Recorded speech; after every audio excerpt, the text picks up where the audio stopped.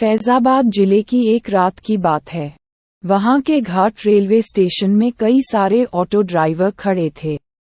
सभी सवारी आते ही एक एक करके उन्हें बैठाते और चले जाते थे। जैसे ही रात ज्यादा होने लगी, ज्यादातर ड्राइवर अपने घर को चले गए। उसी रात दुर्गेश ऑटो ड्राइवर भी घाट रेलवे स्टेशन पर था। वो भी दूसरे ड्राइवरों की तरह घर जाने ही वाला था। तभी उसे याद आया कि एक पैसेंजर ट्रेन आने वाली है। दुर्गेश और 3-4 ऑटो चालक उसी पैसेंजर ट्रेन के इंतजार में रुक गए। तभी जोर जोर से बारिश होने लग गई। रात तो थी ही, लेकिन बादलों की वजह से चांद की रोशनी भी नजर नहीं आ रही थी। बादल गरजते और बिजली चमकती तो कुछ उजाला नजर आता, वरना अमावस्या से भी ज्यादा काली रात हो गई थी। कुछ ही देर में पैसेंजर ट्रेन आए। दुर्गेश को ट्रेन से एक खूबसूरत सी लड़की उतरती हुई दिखी, जिसके कंधे पर एक बैग और हाथ में एक सूटकेस था। वो लड़की सीधे दुर्गेश के पास गई और कहने लगी कि मुझे रामपुर जाना है। दुर्गेश ने कहा कि अभी बहुत रात हो रही है, इसलिए 700 रुपये किराया लगेगा। अगर आप सुबह जाएंगी तो मैं 200 रुपये में ही छोड़ दूंगा। लड़की ने जवाब दिया, मुझे अभी जाना है, आप ले चलिए, मैं पैसे दे दूंगी।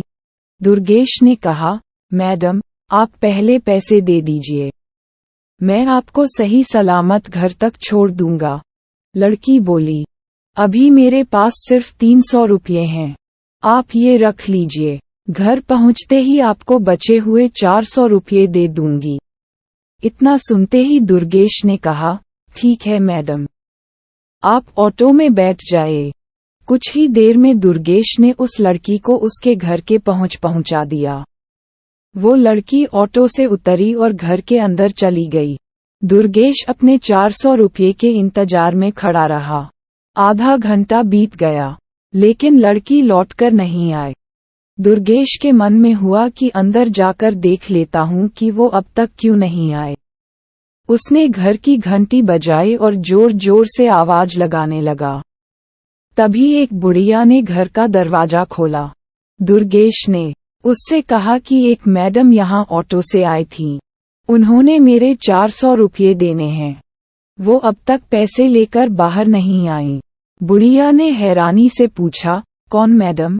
यहाँ तो मैं और मेरे पति के अलावा और कोई नहीं रहता। हाँ, मेरी बेटी पहले रहती थी, लेकिन वो 5 सालों से यहाँ नहीं रह रही है। दुर्गेश बोलने लगा। क्यों, अब वो कहाँ रहती है? मैंने शायद आपकी ही बेटी को यहाँ तक छोड़ा है, आप एक बार अच्छे से देखिए। बातों ही बातों में दुर्गेश की नजर सामने दीवार पर गई। वहाँ उसी लड़की की तस्वीर लगी हुई थी, जिसे वो ऑटो में बैठाकर लाया था। दुर्गेश ने बुढ़िया से पूछा, वो दीवार पर जिसकी तस्वीर लगी है, वो आपकी बेटी है? बुढ़िया ने जवाब दिया, हाँ, वो ही मेरी बेटी है। क्यों, क्या हुआ? तुम ऐसे क्यों पूछ रहे हो? हाँ, जवाब सुनते ही दुर्गेश बोल पड़ा, माताजी, मैंने कहा था न कि मैं आपकी बेटी को ही घर लाया हूँ। यही मेरे साथ ऑटो में बैठकर आई थी। आप अब जल्दी से मेरे पैसे दे दीजिए। देखिए, सुबह भी हो गई है, मैं कब से यही खड़ा हूँ। बुढ़िया ने दुखी मन से कहा, बेटा, ऐसा नहीं हो सकता। हाँ, ये मेरी बेटी है, लेकिन 5 साल पहले ये ट्रेन के नीचे आकर मर चुकी है। इसे तुम कैसे घर ला सकते हो? ये सुनते ही दुर्गेश के होश उड़ गए। वो तेजी से वहां से भागा। जैसे ही वो ऑटो के पास पहुंचा, तो देखा कि उसकी सीट में 400 रुपये रखे हुए थे। उसने वो पैसे भगवान के सामने रखे और मंत्र का जाप करते हुए आगे की ओर बढ़ गया। उसके मन में हुआ कि आज तो सवारी बैठाने और पैसेंजर ट्रेन के लालच में मेरी जान जाते जाते बची है।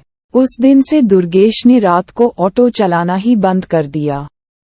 वो सिर्फ दिन के समय सवारी लाता व ले जाता और रात को घर में आराम से सोता है।